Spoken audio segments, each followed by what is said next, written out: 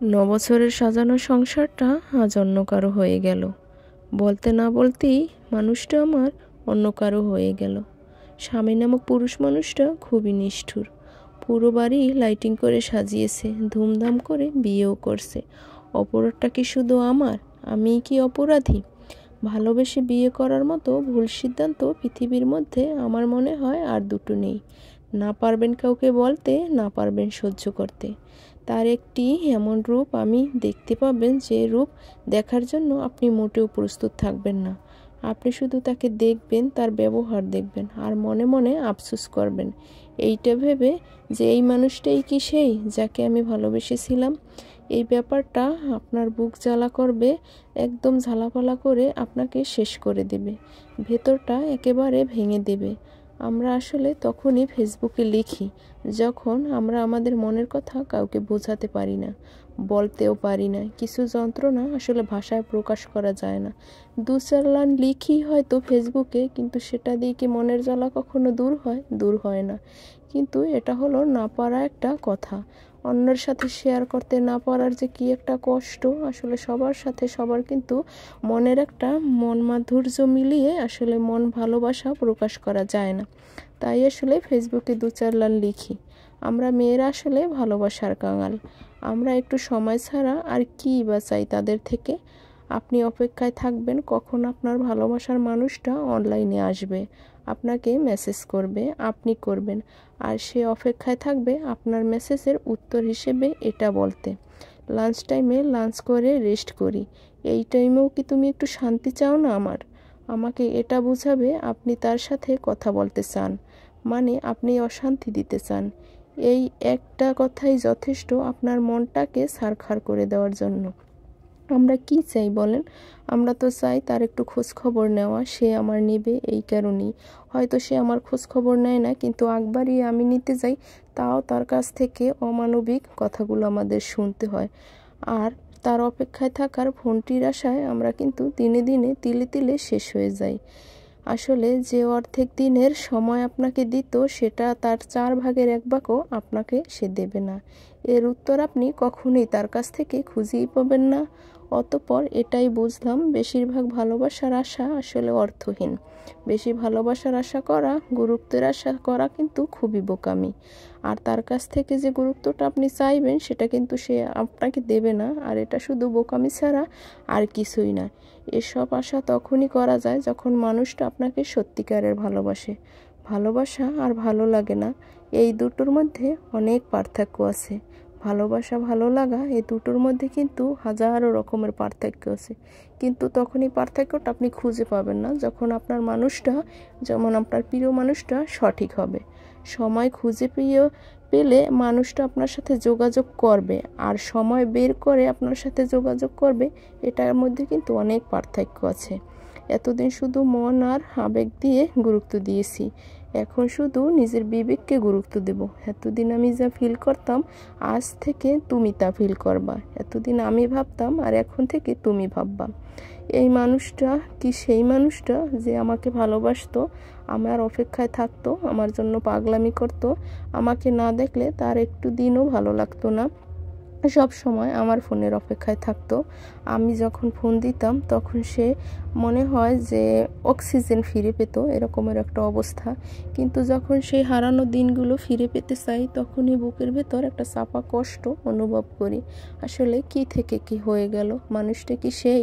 এটা ভাবলেই চোখ ফেটে জল আসে। আসলে এরকমেরই হয় হাজার মানুষের জীবনে। অবশ্য মন এটাও বলে, তুই না হয় ভালোবাসতি বলে তার শূন্যতা অনুভব করতি। সে তোর শূন্যতা কোনোদিনও অনুভব করবে না। সে কি সত্যিই তোকে ভালোবাসতো? মানুষ আসলে পরিবর্তনশীল। সময়ের সাথে সাথে সম্পর্কে ফাটল ধরে যায়। একজনের পক্ষে কখনো একটা সম্পর্ক আগলে রাখা সম্ভবই না। তাই বিয়ের মতো বড় একটা সিদ্ধান্ত নেওয়ার আগে ভাবুন মানুষটা সঠিক কিনা, মানসিক শান্তিটুকু পাবেন কিনা। তো আসসালামু আলাইকুম আমার প্রিয় ভাই বোনেরা, কেমন আছেন? আল্লাহর রহমতে কিন্তু আমিও ভালো আছি। আবারও হাজির হলাম নতুন একটি ব্লগ ভিডিও নিয়ে। আসলে অনেক কষ্টের কাহিনী আপনার সাথে শেয়ার করলাম। আসলে এরকমের হাজার হাজার ঘরে এরকমের হয়ে থাকে, যারা বিয়ে নামক একটা সম্পর্কে জড়িয়েছে, না পারছে বলতে, না পারছে আসলে কারোর সাথে শেয়ার করতে, না পারছে আসলে দূরে চলেও যেতে। এরকমের হাজারো হাজারো পরিবার আসলে মন থেকে যে কি চায় তারা সেটা নিজেও জানে না। এরকমের হাজারো নারীরা আছে বুকে চাপা কষ্ট নিয়ে সংসার করে যাচ্ছে, আসলে না পারছে যে ছেড়ে যেতে, না পারছে থাকতে। এরকমের অবস্থায় আসলে দোয়া করি প্রত্যেকটা বোনদের আসলে যে সাংসারিক জীবনটা সুখের হোক, শান্তির হোক, স্বামী তাকে ভালোবাসুক, বুঝুক। আসলে বিয়ের পর একটা মেয়ের স্বামী ছাড়া আর কেউই না। আসলে সে আপনি শ্বশুরবাড়িতে যতটা আশেপাশের মানুষ বা শ্বশুর শাশুড়ি ননদ যা তাদের কাছ থেকে যতটা অবহেলিত হবেন, কিন্তু দিন শেষে যে আপনার প্রিয় মানুষটা যদি আপনার পাশে থাকে, তাদের অবহেলা আপনাদেরকে কিছুই করতে পারবে না। শুধু স্বামী নামক পডগাছটা আপনার মাথার উপর একটু হাত রাখুক, তাহলেই আপনি একটা জান্নাত খুঁজে পাবেন। এরকমের একটা অবস্থা। আসলে প্রিয় মানুষটা যদি সঠিক হয়, পৃথিবীতে আর কোনো কিছুই চাওয়া পাওয়া থাকে না, বেশি কিছুর কিন্তু আবদারও থাকে না। প্রিয় মানুষটা যদি সঠিক হয়, আপনার জীবন ভবিষ্যৎ নিয়ে আর ভাবতেই হবে না। আল্লাহ আপনার জীবনে শান্তি দেবে এমন একটা অবস্থা। কম খাবেন, তাও যদি প্রিয় মানুষটা সৎ হয়, তারপর নিষ্ঠাবান হয়, ভালোবাসে। আসলে এরকমের যে স্বামী পাওয়া কিছু মানুষের জীবনে একটা ভাগ্যের ব্যাপার। পুরুষ মানুষ যদি বুঝতো যে একটা মেয়ে তার জন্য আড়ালে কতটা কান্না করে, তার জন্য কত কিছু করে, স্যাক্রিফাইস করে, তাহলে কোনো পুরুষ সেই যে ঘরের যে তার ধরনী, তাকে কিন্তু তুই বলার আগেও তার হার্টবিটটা কেঁপে উঠতো। কষ্ট কিন্তু কেউ বোঝে না, নারীকে কেউ বুঝতেই চায় না। আসলে নারী কি চায়? নারী কি চায়? নারী চায় একটু ভালোবাসা, একটু যত্ন, আর জীবনে পারফেক্ট একজন মানুষ। নারী এমন এক জাতি, তার কোনো স্থান নেই। পরের ঘরে থাকতে হয়, পরের কথা মতো চলতে হয়। পর দেয় তাই খাই, আসলে পর যা শোনায় তাই শুনতে হয়। এটাই নারীর জীবন। এটা কি নারীর জীবন আসলে হতে পারে বলেন?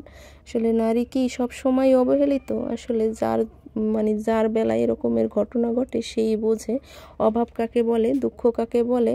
আর যে দুঃখ সেটা কিন্তু অন্য কেউ বোঝে না, যার দুঃখ সেই বোঝে। আসলে এরকমের দিন যেন কারো জীবনে না আসে, এ দোয়াই করি। সবাই ভালো থাকুক, সব মেয়েরাই পরের ঘরে ভালো থাকুক, এ দোয়াই করি। আসলে যার বেলায় যেরকমের ঘটনা ঘটে সেই বোঝে, অন্য কেউ বুঝবে না। এটাই একদম আসলে সত্যি কথা। আর এই সমস্ত কথা কিন্তু আমি কারো উদ্দেশ্যেও বলিনি। আসলে যদি কোনো কথার মধ্যে ভুল ত্রুটি হয়, অবশ্যই কিন্তু ক্ষমার দৃষ্টিতে দেখবেন। এটা একটা জাস্ট গল্প আপনাদের সাথে একটু শেয়ার করলাম। আসলে আমার কিন্তু গল্প বলতে খুবই ভালো লাগে, আর মাঝে মাঝে অন্যের সাথে শেয়ার করতেও ভালো লাগে। নিজের জীবনে যে কত কাহিনী ঘটে সেটা কিন্তু বাস্তবে আসলে কারোর সাথে শেয়ার করা হয় না। মনের কষ্ট মনেই থাকে, সব কষ্ট কিন্তু আসলে প্রকাশ করা যায় না। করলে কিন্তু আপনি আসলে সবার কাছ থেকে কিন্তু আপনি খারাপ, আপনি দোষী, এরকমের একটা অবস্থা। বাপের ঘরে কিন্তু সারা জীবন থাকা যায় না। আসলে 15-20 বছর এরকমের থাকা যায়, কিছু কিছু মেয়ের ভাগ্য হয় 18-20 বছর। আসলে তখন কিন্তু আপনার কোনো দোষ ত্রুটি থাকবে না। কিন্তু বিয়ের পর যদি আপনি 2 মাস পরের ঘরে সংসার করেন, তখনই আসলে আপনার যত দোষ, যত গুণ, সেটা কিন্তু তারা খুঁজে খুঁজে বের করবে। যত দোষ আসলে পরের ঘর থেকেই বের হয়, কিন্তু বাপের বাড়ির ঘর থেকে কিন্তু একটি দোষও কেউ খুঁজে পাবে না। এরকমের একটা অবস্থা। 18-20 বছর একটা মেয়ে বাপের ঘরে কিন্তু নিঃস্বাধীন মতো চলাফেরা করে, তখন কিন্তু কেউ দোষ খুঁজে পায় না। কিন্তু তখনই আপনি দোষী যখন আপনি পরের ঘরে যাবেন, পরের কথা মতো চলবেন না, পরের কথা শুনবেন না, নিজের একটা স্বাধীনতা আপনি প্রকাশ করতে যাবেন, তখনই আপনি দোষী, তখনই আপনার অন্যায়। এরকমের একটা অবস্থা। তো আসলে অনেক কথাই শেয়ার করি আপনাদের সাথে। যদি গল্পের মধ্যে কোনো ভুল ত্রুটি হয়, অবশ্যই ক্ষমার দৃষ্টিতে দেখবেন। আসলে 9 বছরের একটা বিবাহিত সম্পর্ক নিমিষেই শেষ হয়ে গেল চোখের সামনে। এটারই একটা বাস্তব রূপ, আমার নিজের চোখে দেখা। আসলে সেটাই আপনাদের সাথে শেয়ার করলাম। কিছু কিছু কষ্ট আসলে প্রকাশ করা যায় না, সেটা কিন্তু মনের মধ্যেই থাকে। আসলে কি থেকে কি হয়ে গেল সেটা আসলে অবাস্তব একটা জিনিস।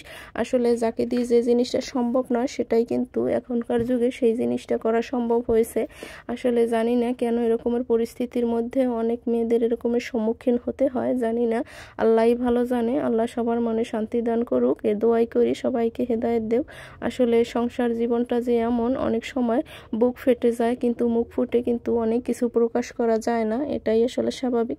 তো যদি এই তো আজকে রান্না বান্না, আর আমি প্রতিদিনই চেষ্টা করি, যেহেতু ঘরের ছোট আসলে আমাদের সংসার, তো প্রতিদিন যে রান্না বান্না করি সেটাই আপনাদের সাথে শেয়ার করতে, আর মাঝে মাঝে কিন্তু আপনাদের সাথে অনেক রকমের গল্প শেয়ারও করি। যদি একটু হলেও ভালো লেগে থাকে অবশ্যই কিন্তু লাইক কমেন্ট শেয়ার করবেন, আর যদি কোনো ভুল ত্রুটি হয় অবশ্যই ক্ষমার দৃষ্টিতে দেখবেন। আসলে অনেক গল্পই আপনাদের সাথে শেয়ার করি, অনেক ভাই বোনেরা, প্রিয় ভাই বোনেরা আমাকে কিন্তু ভালো ভালো কমেন্ট করে, লাইক করে, শেয়ার করে, তখন কিন্তু খুবই ভালো লাগে। আসলে আপনাদের জন্য একটা ভিডিও করতে যে কতটা কষ্ট হয়, আসলে যারা ভিডিও বানায় তারাই জানি যে কতটা পরিশ্রম করতে হয়। আসলে তার পিছনে যদি আপনারা একটি লাইক কমেন্ট করেন তাহলে কিন্তু সেই কষ্টটা আর মনে থাকে না, তখন কিন্তু কষ্টটা সার্থক হয়ে যায়। আর এই তো দেখতেই পাচ্ছেন আজকে রান্না বান্না, তো আমি এখানে ছোট মাছ রান্না করেছি, আসলে টমেটো আর আলু দিয়ে চচ্চড়ি করেছি, আর এই তো কলই শাক কেটে কিন্তু রান্না করা হয়েছে। আর এই যে যত শাক আছে তাদের মধ্যে কিন্তু সেই শাকের মধ্যে কিন্তু সবচেয়ে কলই শাক রান্না করতে সহজ, কিন্তু কেটে নিতে কিন্তু অনেকটা বেশি কষ্ট। যারা কিন্তু কেটে নিতে পারে তাড়াতাড়ি, তাদের কিন্তু কোনো রকমের অসুবিধায় পড়তে হয় না। আমি তেমন একটা কলই শাক কাটতে পারি না, আসলে আমার শাক কাটতে একটু দেরি হয় আর একটু বড় বড় হয়, তার জন্য আমার এক বোনের মেয়ে এসে আমাকে শাকগুলো কেটে দিয়ে গেছে। আসলে ভালোই করেছে, একটু তাড়াতাড়ি আজকে রান্না বান্না করা হবে। আর এই তো রান্নাবান্না প্রায় শেষ। আসলে অল্প স্বল্প মানুষ থাকলে তো রান্নাবান্নাও অল্প স্বল্প হয়, এরকমের একটা অবস্থা। আর বেশি বেশি রান্না করলে আসলে কি করব, তার জন্য অল্প অল্প বান্নাই করলাম। আজকে তেমন একটা ফ্রিজে মাছ মাংস ছিল না, তার জন্য আর ছোটো চিংড়ি মাছ দিয়ে কলই শাক রান্না করলাম। তো প্রতিদিনের ব্লগ ভিডিও আপনাদের কাছে কেমন লাগে সেটা অবশ্যই জানাবেন। আজকের ভিডিওটি বেশি বড় করলাম না, আর গল্পের মধ্যে যদি আবারও বলি, গল্পের মধ্যে যদি কোনো ভুল ত্রুটি হয় অবশ্যই ক্ষমার দৃষ্টিতে দেখবেন, মানুষ মাত্রই কিন্তু ভুল হয়। আজকে পর্যন্তই, তো সবাই ভালো থাকবেন, সুস্থ থাকবেন এই কামনাই করি। তো আল্লাহ হাফেজ।